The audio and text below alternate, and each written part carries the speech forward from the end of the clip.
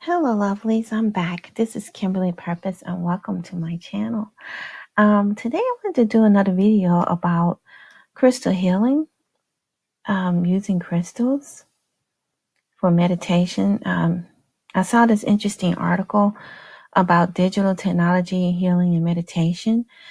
This is a very lengthy article. I'm not going to go through the whole thing, but I found this article to be quite interesting and amazing because I did some other videos on crystal healing before. I tied it to our indigenous heritage here in the Americas as being American Aborigines. And I think it's very interesting. I want to touch on it and discuss more about it. But before I start, I want to share with you this necklace. This is my the necklaces that I'm going to have on sale in my Purpose Healing Arts online store. I'm still working on it, you guys. I'm putting together the shop. I will keep you guys posted. I'm working on it. But I'm going to have it up as soon as possible. Because I'm going to have these necklaces, silver necklaces, with the different chakra stones in them, in order to balance your chakras. So, and I'll be sharing that with you soon, once I'm done. But, yeah. Like I said, this first part just talks about the structure of the stones and how they're made. I found this interesting book that I'm reading. It's called The Secrets of Crystal Healing, the American Indian Secrets to Crystal Healing by Luke Bogolt. I mentioned this book in another video about crystal healing. But in this book, he talks about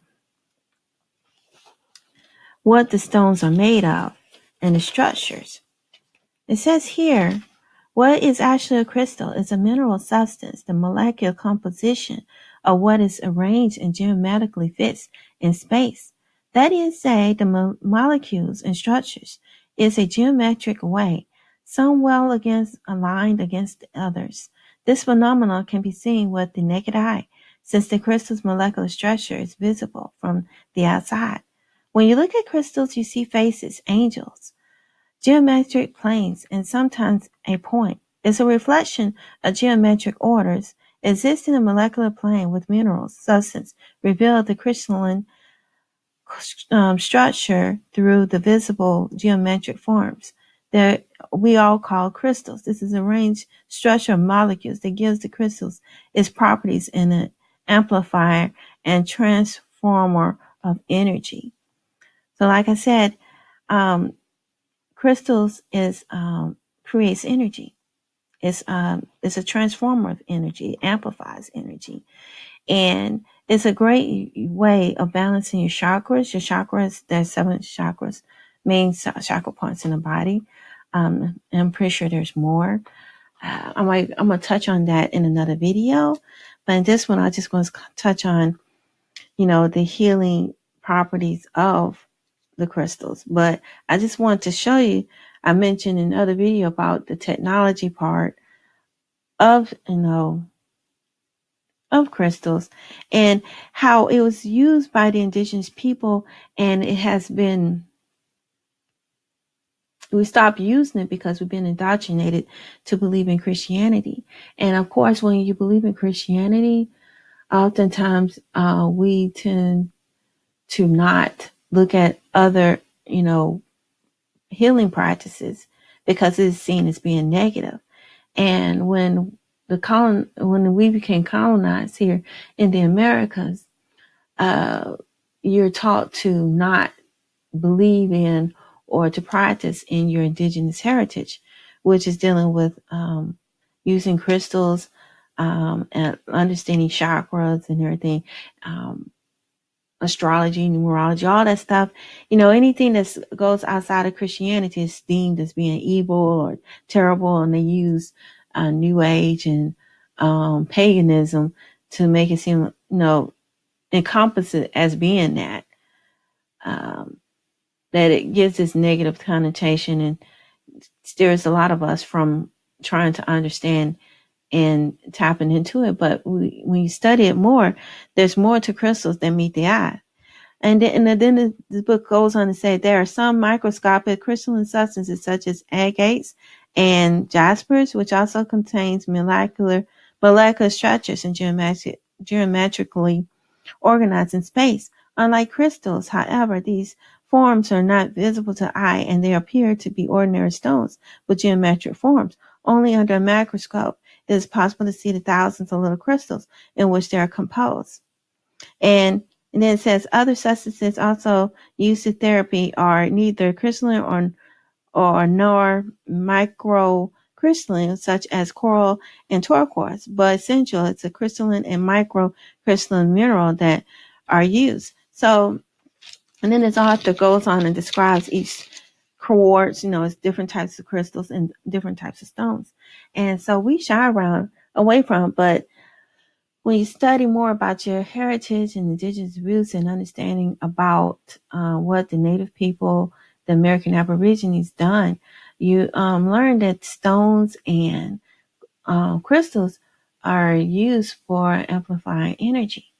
And a lot of times we've been running away and shying away from it because we think it's negative. But a lot of these things are used in products. I'm going to skip this introduction because it just goes on more into detail about what it's made of and how it's made and, and all that. But I'm going to go on down to the technology. I'm not going to really read this. I'm going to put a link to this article, but crystals are used for many things, and stones. They're used to power our computers, like I said, it says sonars, radios, cigarette lighters, transistors, computer chips, liquid crystal display, digital watch, satellites, and the list goes on and on. There's a lot of stuff that crystals are used for to generate power. And a lot of times when we shy away from studying these natural elements on this planet, we keep ourselves ignorant to understanding it.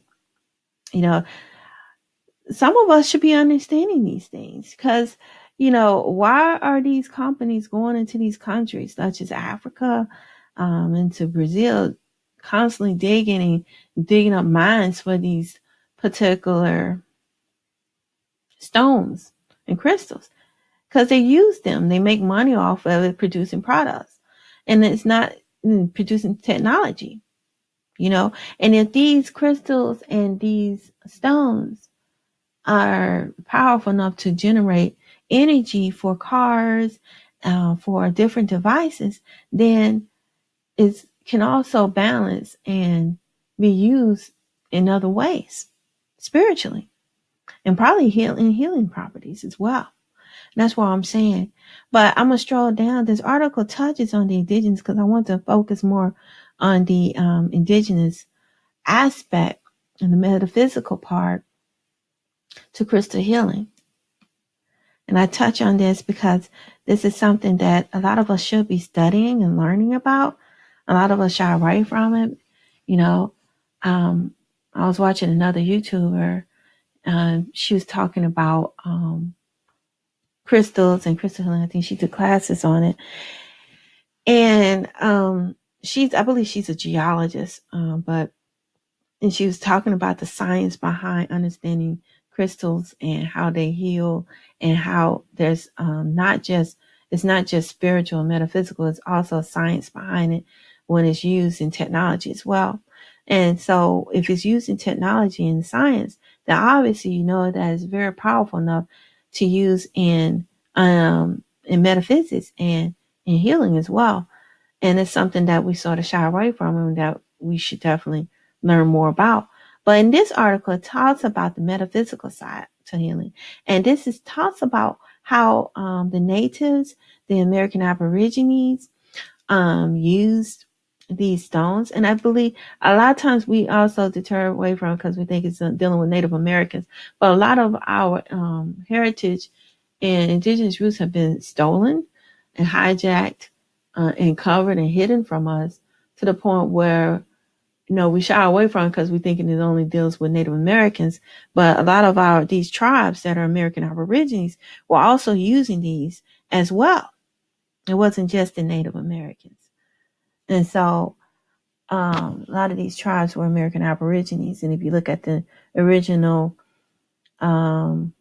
artifacts and research that's been found, in current research about showing who the ancient people are, because I did a video about the Paleo Indians being American Aborigines. We are the Paleo Indians. And so the Paleo Indians were using all of this. And this is something that we should return back to and understand and get a better understanding and incorporate in our lives.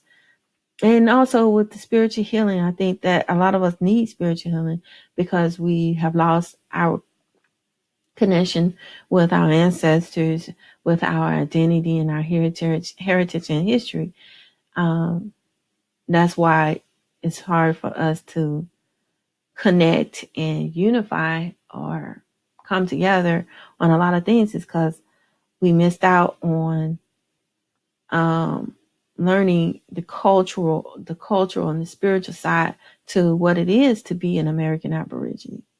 But anyway, let's continue. It says here, metaphysics of quartz crystals. Quartz crystals have been used by healers, spiritual teachers, and scientists as scientists of the sacred throughout history to receive, transmit, store, focus, amplify, transform, and balance the various forms of energy found in our universe, all which can be considered to be interchangeable forms of universal light. Quartz crystals have this marvelous ability. Metaphysically, quartz crystals express the unity of the 5 elements: earth, air, fire, water, and ether or spirit. Crystals grow deep in the earth and form much of the earth's crust. Yet crystals, like the element air, allows light to pass through them. Crystals are fiery in that they are piezoelectric properties, yet they are watery in their hexagonal molecular structure, which resembles snowflakes, and the ice-like appearance. Crystals are quintessential expression of the element of ether or spirit, which is synonymous with the universal life force, energy, the fundamental energy that sustains the form of energy known as the universe, which is quite interesting. And a lot of times you hear about the 5 elements, and the Native American Indians, the American Aboriginal Indians, incorporate the 5 elements of the earth, and it touches, the fact that the crystals are found within the earth, and that we need to be more in tune with Mother Nature. This is definitely how you can do it, by connecting with learning more about crystal healing and how it works. But let me continue. I didn't think it says here, thus crystals represents the unity of unrealized apparent multiplicity of material creation, the unity of both material and spiritual worlds. And then it says here, I thought I saw something about the natives. Let me scroll down.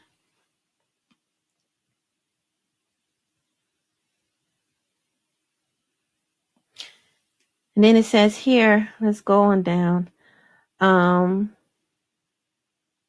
It's talking about the Asians. And this talks about Chinese and how the Chinese incorporated with universal life force energy. I'm gonna skip this paragraph. If y'all want to read that part, you can. Because this is a very lengthy article. It'll be a very long video if I read the whole thing. But I was trying to get to the point about the indigenous people here.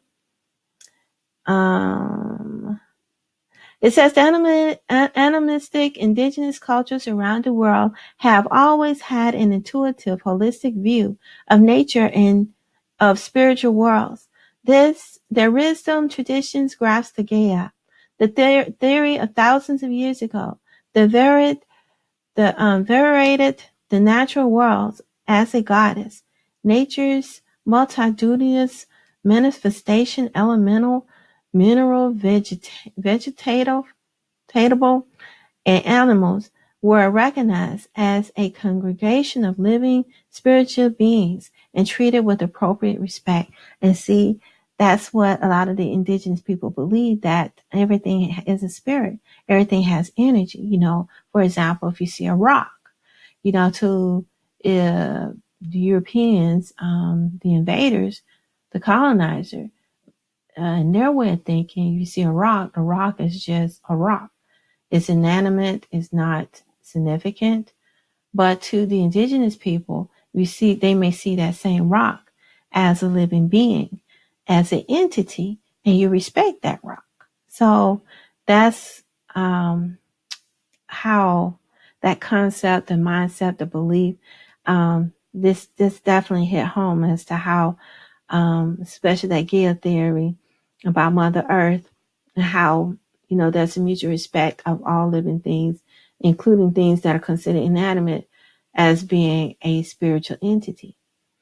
And then it goes on here. It says Chief Seattle, in his famous 1852 letter to the gray men, or Caucasoids, who were to buy Indian land, said, This we know, the earth does not belong to man. Man belongs to the earth. Exactly. And that's so true. We belong to the earth. Because when you die and pass on, your shell here returns back to the earth. You return to dust. And it makes perfect sense. And it says all things are connected like the blood that unites us all. Man did not weave the web of life. He is merely a strand in it. Whatever he does to the web, he does to himself. One thing we know, our God is also your God. The earth is precious to him, and to harm the earth is to heap contempt on its creator. And we are part of the land. You too are part of the land. This earth is precious to us. It is also precious to you. One thing we know, there is only one God. No man, be he's red man or white, can be part. We are all brothers, after all. Wow, that is really deep. And that was done by Chief Seattle in 1852. Very deep. And like I said, we need to go back to that mindset and way of thinking. We've been so indoctrinated to believe, to disrespect the planet and, pollute the planet, just like the great Caucasoids, the Caucasians, the pale faces, to disregard life and the inanimate objects here on the earth, what's considered inanimate. We need to see things from a different viewpoint, from an indigenous viewpoint, and that's what's missing is our indigenous heritage and connecting with our ancestors. These are some of the things that our ancestors did believe in. And that's something that we should return back to. And it says here, Native Americans revered quartz crystals as the brain cells of Grandmother Earth, viewing the earth as a living organism. Primitive stones such as granite and sandstone comprise the skeleton of the organism. The earth's crust is the skin. Wow. Vegetation and water canals make up the lifeblood of Earth's body, and metals and minerals functions as glands, nerves, and sensory organs. Oh my gosh. See, this is what they're telling you that the earth is a living being. And we don't see it as our whole earth as being a living creature, and living, it's like the creator, we don't see it as that. We see it as an inanimate object, and the indigenous people see it as a living being and a spiritual being, and that we're connected to it. And like he said, that we are just one fiber, small fiber that connects it, and we're all interwoven into one. And that's something that we lack of here in today's society. And that's something that we should have a better understanding of. I just love how they described how each part and component of the earth and how it comes together to bring Mother Earth together as a living entity.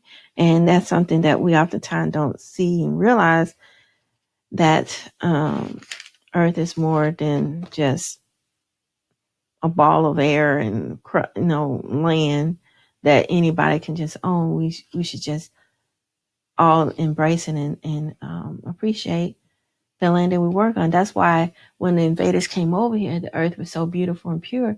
It's because the indigenous people took care of the land and knew that you're supposed to respect the land and keep everything clean and pure. And nowadays, everything is so polluted.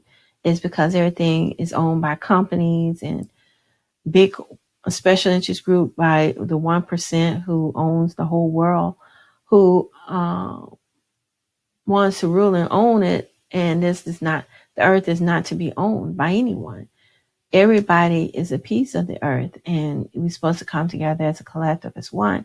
But instead of seeing earth as a collective, as an entity that we're supposed to respect, the Mother Earth is a spiritual being. We're supposed to respect the planet. We instead disrespect it and think this. Well, it's not us. I think the mindset of Western society and having companies, especially here in the United States, be the decision makers of how things are ran and how the planet is treated and the earth, is the reason why things don't get changed, because it's owned by a select few.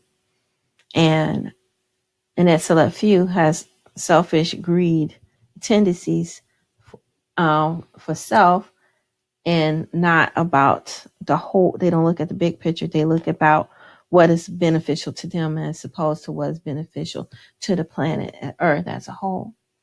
So I just think this is amazing. And it goes on to say, the shining waters that move the streams and the rivers is not just water, but the blood of our ancestors. Exactly.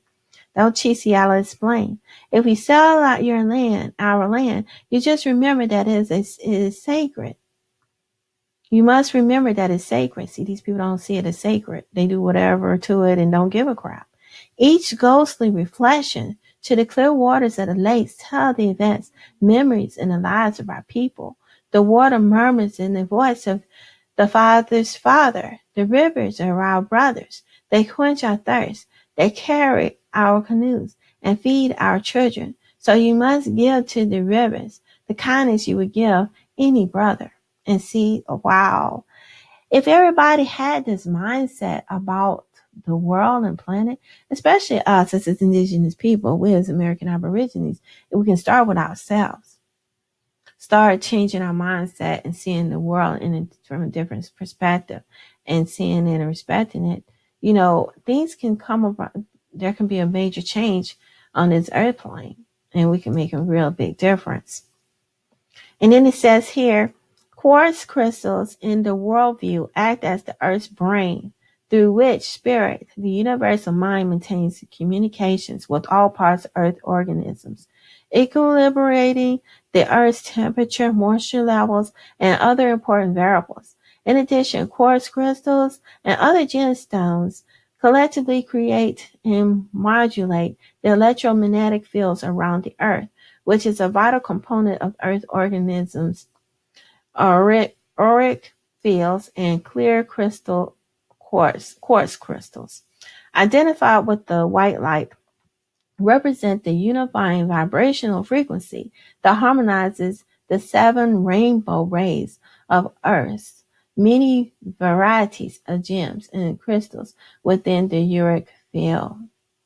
See, this is really amazing. Wow.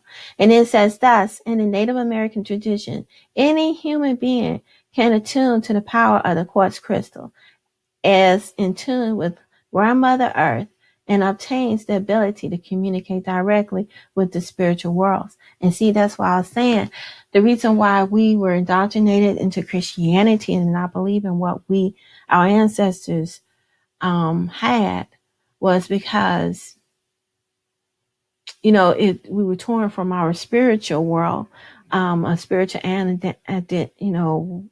our spiritual identity of who we are and understanding how things work.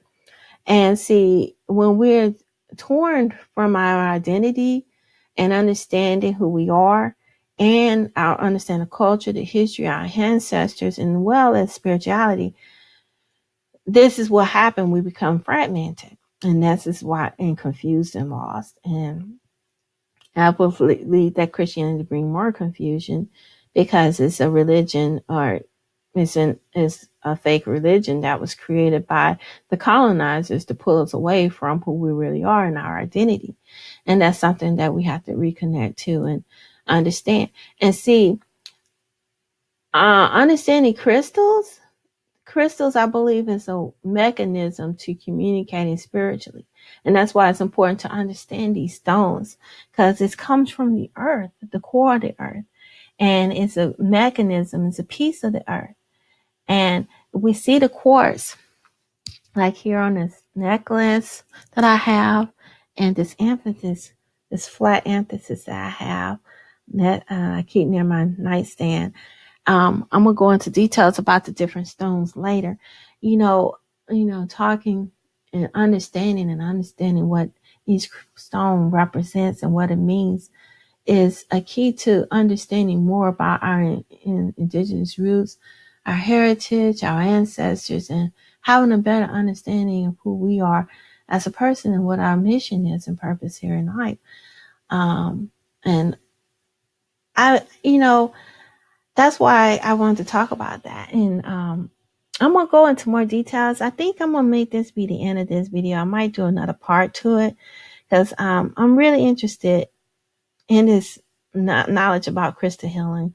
I've been studying Reiki. I'm a Reiki practitioner, and understanding that you need to balance your chakras in order to have more clarity and balance in your life, and balancing your mind, body, and spirit. It makes a big difference in how things flow in your life, and how an understanding, having a better understanding about the universe.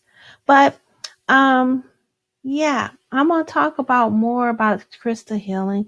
I'm going to probably go into more about the different stones. And right here, I have a clear stone on mine, but I'm going to probably go more into detail and go into more details about it. And also explain the chakra points as well. Because I believe these are things that we need to understand as Indigenous people.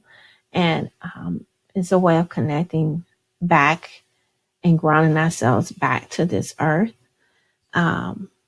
And understanding more about our ancestors and our, heritage and roots, and bring more of an identity, and feeling more whole and, and balanced. Makes a difference.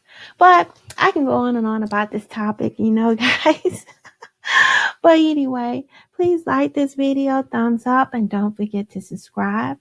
And till next time, peace, family, and be blessed. Bye-bye.